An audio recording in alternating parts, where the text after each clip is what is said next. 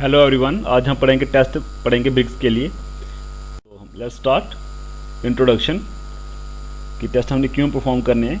तो सबसे पहले हमारे पास आती है इंट्रोडक्शन। तो ब्रिक्स की क्वालिटी चेक करने के लिए हम बहुत सारे टेस्ट उस पर परफॉर्म करते हैं। तो जो ये टेस्ट जो हम कंडक्ट करते हैं ब्रिक्स के ऊपर, जो हमारे पास लेबोरेटरी टेस्ट भी हो सकते हैं या as well as construction site पे टेस्ट भी हम इसको कर सकते हैं। तो ये ब्रिक जो है काफ़ी एक ओल्डेस्ट और इम्पॉर्टेंट कंस्ट्रक्शन मटेरियल है, क्योंकि ये काफ़ी ड्यूरेबल, रिलायबिलिटी और स्ट्रेंथ और इसकी कॉस्ट काफ़ी लो रहती है। तो to produce good quality of structure, good quality material required. अगर हमें गुड क्वालिटी का स्ट्रक्चर चाहिए तो हमें वहाँ पे गुड क्वालिटी का मटेरियल भी लगाना पड़ेगा। To decide the quality of the material some test are to be conduct on the bricks. तो मुझे मटेरियल की क्वालिटी को डिसाइड करने के लिए मटेरियल पे टेस्ट परफॉर्म करने पड़ेंगे, और टेस्ट एनालिसिस करने के बाद ही मैं क्या कर पाऊँगा, मटेरियल की जो क्वालिटी है उसको डिटरमाइन कर पाऊँगा। The test which are required to find the suitability of brick for construction purpose are discussed below. तो जो हम टेस्ट कंडक्ट करेंगे ब्रिक्स के ऊपर, उससे हम ये पता लगा पाएंगे कि जो हमारी जो ब्रिक्स है क्या ये कंस्ट्रक्शन पर्पज़ के लिए सूटेबल है या नहीं है। तो कौन कौन से टेस्ट इस पर हमारे पास? सबसे पहले हमारे पास टेस्ट आएगा ऑब्जर्वेशन टेस्ट ऑन ब्रिक। तो जो हमारा ऑब्जर्वेशन टेस्ट जो होता है ब्रिक का, उसको कंडक्ट करते हैं हम। तो कंडक्ट क्यों करना है? क्योंकि सबसे पहले हम ये देखें कि जो हमारी जो ब्रिक है वो कितने अमाउंट में मॉइस्चर कंटेंट को ऑब्जर्व करती है। तो इस टेस्ट को परफॉर्म करने के लिए हम क्या करते हैं, एक ब्रिक को, जैसे डायग्राम में ब्रिक को हमने क्या करेंगे, एक वाटर में पूरी तरह से इसको डिप कर देंगे और इसको ब्रिक को हम 24 आवर्स के लिए वाटर में डिप करके रखेंगे। ब्रिक को डिप करने से पहले हम इसके जो ड्राई वेट होगा उसका, ड्राई ब्रिक का वेट कर लेंगे, और आफ्टर 24 आवर्स के जब सबमिशन के बाद हम इसको पानी से बाहर निकालेंगे एंड देन फिर हम इसका वेट करेंगे। तो जो वेट ऑफ ड्राई ब्रिक को होगा, जो वेट ऑफ वेट ब्रिक को होगा, दोनों को जब हम माइनस कर लेंगे तो जो हमारे पास total brick water absorption value होनी चाहिए वो less than not exceed to 20% the weight of dry weight. कि जो ब्रिक ने मॉइस्चर ऑब्जॉर्ब किया है वो उसके ब्रिक के ड्राई वेट से 20% से ज़्यादा नहीं होना चाहिए। तो हम कह सकते हैं कि ये गुड क्वालिटी की ब्रिक। नेक्स्ट हमारे पास आता है क्रशिंग स्ट्रेंथ या compressive strength of the brick.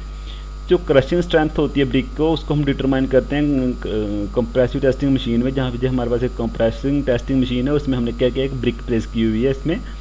तो हम इसमें क्या करेंगे कि कंप्रेशन फोर्स अप्लाई करेंगे धीरे धीरे इस ब्रिक के ऊपर। तब तक अप्लाई करते हैं कि जब तक हमारे ब्रिक्स में क्रैक्स डिवेल्प नहीं होते, जहाँ ये ब्रेक्स नहीं हो जाती, जब ब्रेक नहीं होती, ब्रेक सिस्टम फेलियर नहीं आ जाता।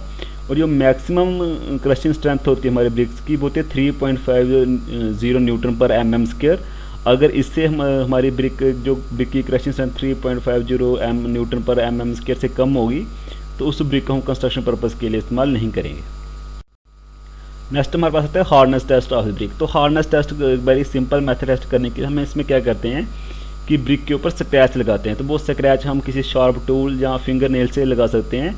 अगर हमारी ब्रिक के ऊपर स्क्रैच क्या हो रहा है, आपको स्क्रैच का इंप्रेशन नहीं आ रहा है, मतलब स्क्रैच का जो निशान ब्रिक के ऊपर अच्छे से नहीं आ रहा है या स्क्रैच इंप्रेशन इस पर नहीं शो करती है, तो हम ये कह सकते हैं कि जो हमारी ब्रिक जो है काफ़ी हार्ड ब्रिक है और ये कंस्ट्रक्शन पर्पज़ के लिए पूरी तरीके से सूटेबल है। तो हमारे पास आता है शेप एंड साइज़। अगर मैं हम बात करें शेप और साइज़ के बारे में, तो जो ब्रिक की जो शेप रहती है वो प्योरली एक रेक्टेंगुलर शेप रहती है विद शार्प एजेस के साथ रहती है। और जो स्टैंडर्ड साइज़ रहता है ब्रिक का, मतलब कि लेंथ, ब्रेथ और हाइट पर रहती है 19 centimetre into 9 centimetre into 9 centimetre.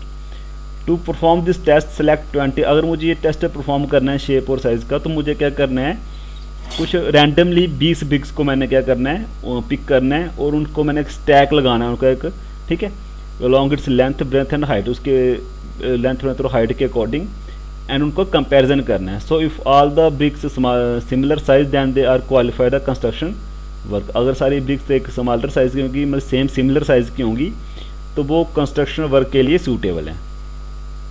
हमारे पास आता है साउंडनेस टेस्ट। तो जो साउंडनेस टेस्ट होता है ब्रिक्स का, वो शो करती है ब्रिक्स का नेचर, कि ब्रिक का नेचर क्या है।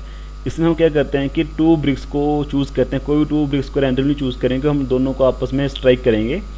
तो देन जब हम इसको स्ट्राइक करेंगे तो इसमें जो साउंड डेवलप होगी दोनों के स्ट्राइक की वजह से, वो जो साउंड होती है काफ़ी वेल रिंगिंग साउंड होनी चाहिए, क्लियर साउंड होनी चाहिए, ठीक है।